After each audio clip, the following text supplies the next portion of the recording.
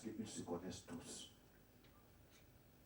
Et les enfants de la plèbe sont aujourd'hui arrivés là où boivent les éléphants et ils n'ont pas l'intention de subir l'humiliation que leur père et leur grand-père.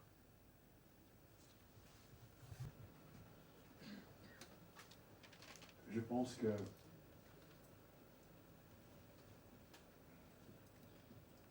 le problème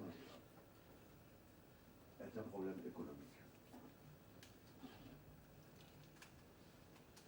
Et le problème, ce problème économique est un problème de la mauvaise répartition des richesses sur cette planète. C'est quand même inacceptable de voir qu'en Afrique, sous nos pieds, il y a des mines d'or, des diamants, du pétrole, de l'uranium, et qu'en surface, il y a autant de misère. C'est pas juste. Et ceux qui veulent aider l'Afrique, en vérité, si vraiment ils voulaient aider l'Afrique, c'était déjà nous apprendre à exploiter nos matières premières, c'était acheter déjà nos matières premières à un prix honnête. Écoutez, une tasse de café à Paris, ça fait combien là? 2 euros? 2, 3 euros, ça dépend. Bon, écoutez, c'est plus cher que 1 kilo de café. Ok?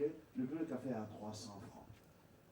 Attendez, comment voulez-vous que ce gars puisse vivre? Avant, c'est avec ça qu'il payait les études de ses enfants. Ok?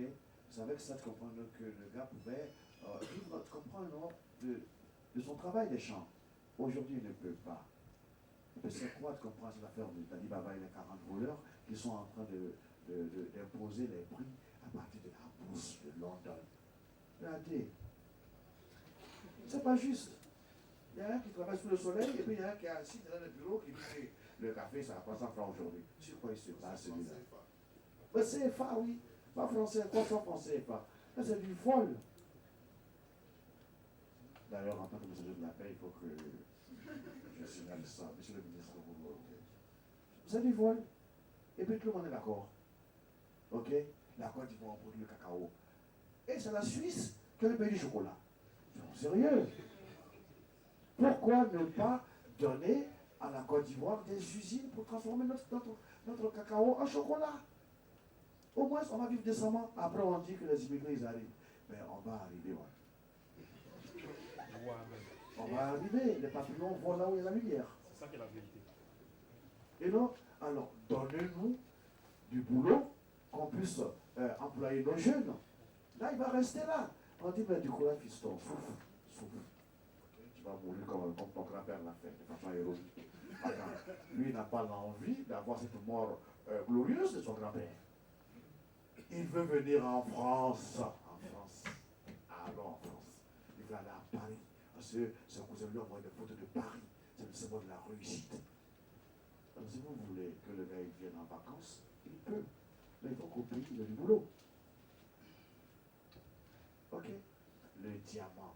Moi, je n'ai jamais vu l'or de mes yeux. J'ai vu l'or de ma mère, les boucles d'oreilles, les bagues, les bracelets de ma grand-mère, c'est tout. C'est en France que j'ai vu l'or.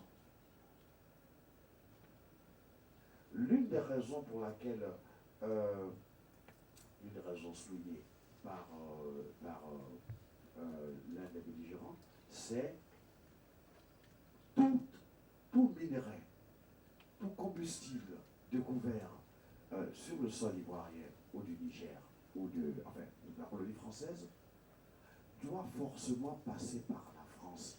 Je n'ai pas le droit de vendre mon uranium à la Russie ou aux États-Unis sans passer par la France. Mais c'est quoi ça? Attends, c'est quoi? You know? Donc, il y a tous ces trucs-là maladroits là, et révoltants qui sont là. Voilà pourquoi ces accords de franco-coopération doivent être de façon civilisée, renégociés. On parle de commerce équitable. Ouais, déjà équitable. Mais c'est pas équitable. C'est comme si nos pays étaient des comptoirs et que nos présidents étaient des gérants de comptoirs. On dit que quand la France est fâchée contre les présidents, il vient de l'enlève. Exemple Sankara. Parce qu'il a mal parlé à Mitterrand, Ok, on l'a renversé. Et en plein comme ça, attendez, comment dire en anglais, un peu de respect. Non, non, moi je pense qu'il y a des choses qu'il faut qu'on corrige. Ok, le coup d'état idiot là. Ok, le coup d'état hebdomadaire. Attendez, il y a plein dans les immigrés qui viennent là, il y a plein de jeunes soldats qui ont fui. Parce qu'ils n'ont pas envie de se faire flinguer par le nouveau parti au pouvoir. Donc ils ont fui. Ils veulent aller où? En France. Il faut que donc la France comprenne le rôle primordial qu'elle joue et qu'elle est appelée à jouer.